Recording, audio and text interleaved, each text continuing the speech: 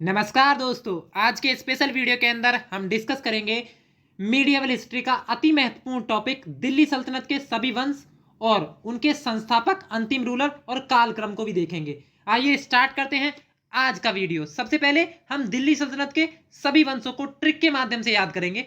जहां हमारी ट्रिक है गुड़ खा तसले में, जहां गुड़ से हम रिलेट करेंगे हमारा पहला वंश जो कि है गुलाम वंश, जिसे डिफरेंट डिफरेंट नाम से जाना जाता है, जैसे प्रारंभिक तुर्क वंश या फिर दिल्ली का मामलुक वंश या स्लेव डायनेस्टी। उसके बाद खा से रिलेट करेंगे हम खिलजी वंश, ठीक है।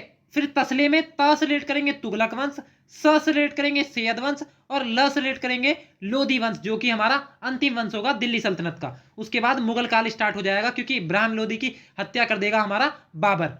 बात करें हमारे 5 वंश ने दिल्ली सल्तनत पर राज किया।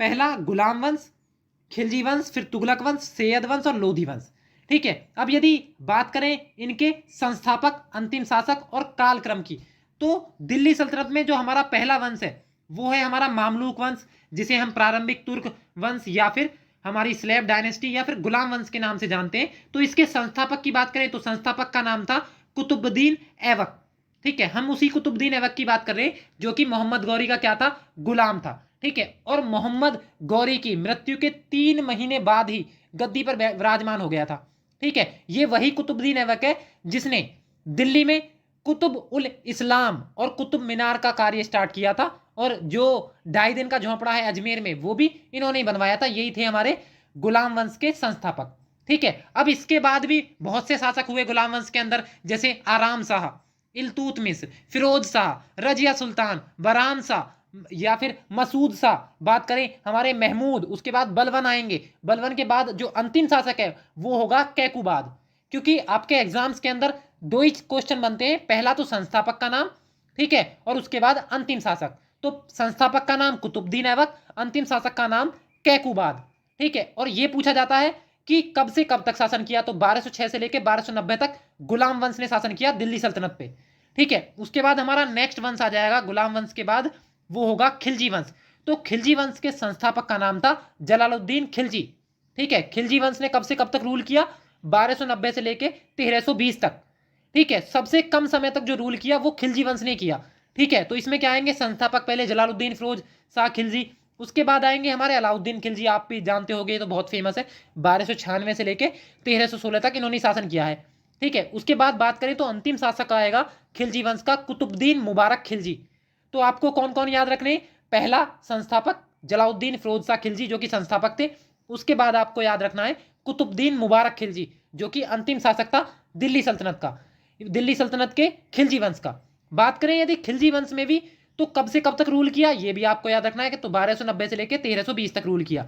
बात करें हमारे नेक्स्ट वंश की, तो नेक्स्ट वंश आ जाता है हमारा तुगलक वंश, ठीक है। आपसे पूछा जाएगा तुगलक वंश के संस्थापक का नाम, तो तुरंत लिखना है आपको गयासुद्दीन तुगलक, ठीक है। तो 1320 से लेकर 1414 तक तुगलक वंश ने शासन किया दिल्ली सल्तनत पर, जो कि सबसे लंबा कार्यकाल है किसी भी वंश द्वारा, ठीक है। तो सबसे लंबे समय तक किसने किया, तुगलक वंश ने। सबसे कम समय तक किसने किया, खिलजी वंश ने, ठीक है। तुगलक वंश के संस्थापक का नाम क्या था, गयासुद्दीन तुगलक। उसके बाद हमारे मोहम्मद बिन तुगलक, फिरोज शाह तुगलक, गयासुद्दीन तुगलक द्वितीय, फिर अबू बकर आएंगे, फिर नयासुद्दीन मोहम्मद शाह आएंगे, अलाउद्दीन सिकंदर शाह आएगा, लेकिन अंतिम शासक उसके बाद आएंगे हमारे नसरुद्दीन महमूद शाह। तो आपको याद रखना है कि प्रथम संस्थापक कौन थे, गयासुद्दीन तुगलक। अंतिम शासक कौन है, अंतिम रूलर कौन है, हमारे नसरुद्दीन महमूद शाह। तो अंतिम शासक नसरुद्दीन महमूद शाह तुगलक वंश के, ये भी आपको याद रखना है, पूछा जाता है। उसके बाद बात करें हमारे नेक्स्ट वंश की, तो नेक्स्ट वंश आ जाता है हमारा सैयद वंश, ठीक है। तो इनके संस्थापक का नाम क्या था, हमारा खिज्र खां।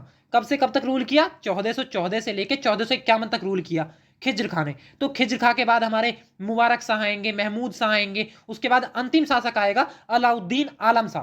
तो आपको क्या याद रखना है, हमारे जो हमारे सैयद वंश है उसके पॉइंट ऑफ व्यू से, तो एक तो संस्थापक का नाम खिज्र खां और अंतिम रूलर का नाम अलाउद्दीन आलम शाह, ये आपको याद रखना है। उसके बाद सैयद वंश के बाद आएंगे हमारे अंतिम वंश, अंतिम डायनेस्टी कौन सी, लोधी डायनेस्टी, लोधी वंश। तो लोधी वंश के संस्थापक का नाम था हमारा बहलोल लोधी। तो लोधी वंश ने 1451 से लेकर 1526 तक शासन किया है, जब तक मुगल काल स्टार्ट नहीं हो जाता। किसके द्वारा किया जाएगा, इब्राहिम लोधी जो अंतिम शासक है लोधी वंश का, उसे हराया जाएगा बाबर के द्वारा पानीपत के प्रथम युद्ध में, ठीक है। उसके बाद हमारा मुगल काल स्टार्ट हो जाएगा, दिल्ली सल्तनत का अंत हो जाएगा, ठीक है, इसका मतलब ये हुआ कि लोधी वंश के संस्थापक का नाम बहलोल लोधी, उसके बाद सिकंदर लोधी आएंगे, उसके बाद अंतिम शासक आएगा हमारा इब्राहिम लोधी। ठीक है, जो कि 1517 से लेकर 1526 तक शासन करेगा। ठीक है, किसके द्वारा हराया जाएगा? बाबर के द्वारा। ठीक है, उसके बाद हमारा मुगल काल स्टार्ट। तो हमने देखा दिल्ली सल्तनत के सभी वंश को, उनके संस्थापक, उनके कालक्रम को। एक बार और रिवाइज करते हैं। गुलाम वंश कब से कब तक? 1206 से लेकर 1290 तक रहा। संस्थापक का नाम कुतुबुद्दीन ऐबक, अंतिम शासक का नाम कैकुबाद।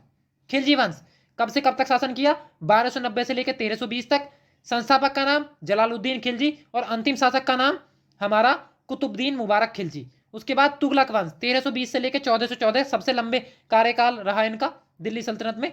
ठीक है, तो इनके संस्थापक का नाम गयासुद्दीन तुगलक। अंतिम शासक पूछ लिया जाए आपसे तो हमारा नसरुद्दीन महमूद शाह। ठीक है, उसके बाद सैयद वंश 1414 से लेकर 1451 तक इसने शासन किया। संस्थापक का नाम खिज्र खां, अंतिम शासक अलाउद्दीन आलम शाह। उसके बाद आएंगे हमारे लोधी वंश, जो कि अंतिम वंश है। ठीक है, तो इसके संस्थापक का नाम बहलोल लोधी और अंतिम शासक होगा हमारा इब्राहिम लोधी। ठीक है, तो आई होप आपको ये पसंद आई होगी वीडियो। ठीक है, थैंक यू फॉर वॉचिंग। मिलते हैं नेक्स्ट वीडियो।